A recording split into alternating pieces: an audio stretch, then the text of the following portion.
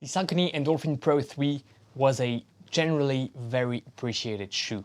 I personally really liked it. I thought it was a very versatile, a very accommodating, a very forgiving marathon racing shoe.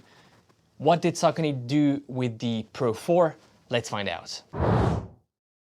Hey everyone, and welcome back on the channel. My name is Alex. In today's video we have the review of the Saucony Endorphin Pro 4, the update to the very popular Saucony Endorphin Pro 3. This shoe is releasing around February the 29th for $225, which is less than many marathon racing shoes, and that's a good thing, but we'll come back to it in the conclusion of this video. The shoe that I have right here, we purchased it here at Meta Endurance for you to have a review. It wasn't sent to us by anyone, but even if that was the case, the review would be honest and transparent. As always, get prepared because there's a lot of things to say about the shoe. Looking at the specs, we have a 39.5 millimeters of stack height in the heel, 31.5 in the forefoot for that 8 millimeters drop. It doesn't change compared to the Pro 3. 8 millimeters is popular for racing shoes. The Vaporfly is an 8 millimeters drop. Let's look at the upper of the shoe, and we have a new redesigned upper, a very translucent material that is also very, very thin and pliable. And as you can see, the upper is rather, I wouldn't call it flimsy, but definitely unstructured. The heel is also very, very unstructured. There isn't much rigidifying elements to that upper. The tongue is a knit, stretchy tongue that is fully connected to the rest of the upper. So there is no gusset whatsoever here. And the upper honestly wasn't really good. I think the shoe runs generally quite long. For my size US 11, I have more than a thumb at the front of the shoe in terms of remaining room. My foot was really moving in the shoe. I had a lot of trouble to find a decent fit. What I did is I swapped the insole and I put something a bit thicker. I did a runner's knot, and even then it really wasn't perfect. I also had to really tighten the laces here in the forefoot at the front of the eyelet chain to have something a bit snugger and to have my my midfoot with a better lockdown. But it definitely wasn't ideal. That really caused some issues, some concern.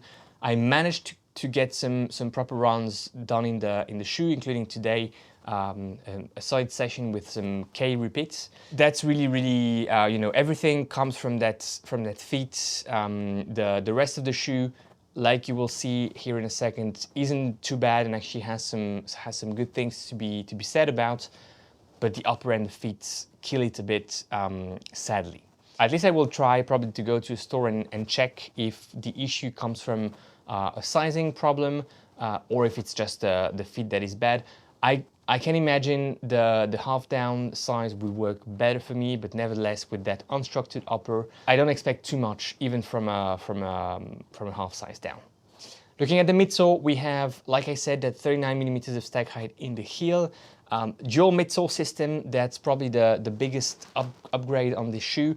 PowerRun PB, PBA based midsole, and PowerRun HG, the same as on the Saucony Endorphin Elite. They are put together here in this shoe with a carbon plate and that speed roll technology that designs the rocker and the geometry of the plate overall here in the forefoot. I think it's a good thing. At least I really like it. I can find it a bit more responsive, a bit more firm, which I know not everyone will like. A bit denser. It feels like the same way the Saucony Endorphin Speed 4 has gone. Now this shoe, the Pro 4, is also going in that direction of having something a bit denser, especially in the forefoot. The heel is still very soft and very cushioned at landing.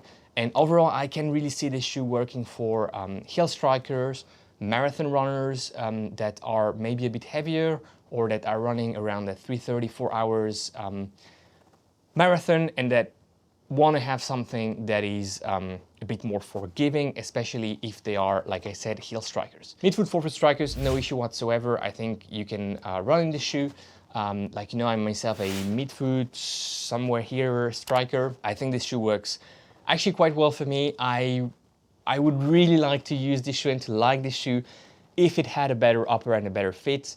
The midsole and the platform are stable as such, but because of what's going on with the upper, you really have a lot of movement of your foot inside of that shoe, and that creates some pronation, not as a system, but really inside of the shoe.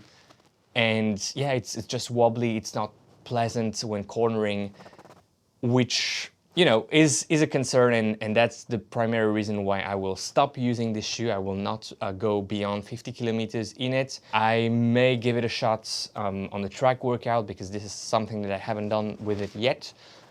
But after that, I don't see myself using the shoe any further, and that's again because of how the upper is concerning for me. The midsole I really like. I even prefer it to the Pro 3 because it's a bit firmer, a bit denser, which I personally prefer. Maybe some of you like to have a bit of a looser upper, and then it's something that they may enjoy. Wide fit, not really, because even though this is quite unstructured, it's still, you know, an average width type of shoe, and I don't see it working necessarily super well for wide feet. I'm not going to go too much in details about the outsole. There's nothing really to write home about it. The rubber compound as such is a Saucony rubber compound, meaning that it's not super grippy, no surprise. Compared to the Speed 4, there's a bit less thickness to it, and the pattern is also maybe a bit less aggressive. I haven't had any issues, but I haven't tested this shoe on wet surfaces. There's nothing to write home about at the moment for me about the outsole, so I can't comment too much. And price point $225, it's a very good price point. You know, fix the upper Saucony and you have what I would call a very, very nice midsole, at least for my taste. But for now, I just can't recommend this shoe. We may include it in the marathon racing shoe for 2024 because I think it's still a valid option on the market and people may want to know how it compares. But honestly speaking, I don't see it winning the comparison between the best marathon racing shoes because there's just so much better out there. Again, everything here comes from the feet, that upper unstructured, too flimsy, too insecure, and the rest of the shoe may be very good, and like I said, I really enjoyed the update to the midsole. It just won't do the trick for me. If you want to compare this shoe against other shoes, we can do that. I warn you, you may be disappointed if you enjoyed the Pro 3, but nevertheless, if you like it, I want to know why, and I'm really looking forward to reading your comments.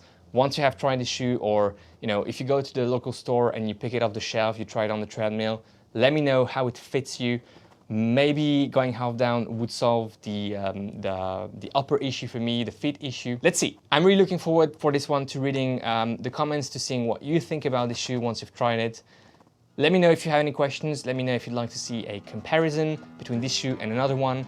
Thanks a lot for watching. Enjoy your run today, enjoy your ride, and go beyond your limits. And let's link to the review of the Saucony Endorphin Speed 4, which on the other hand is a good upgrade. Thank you for watching.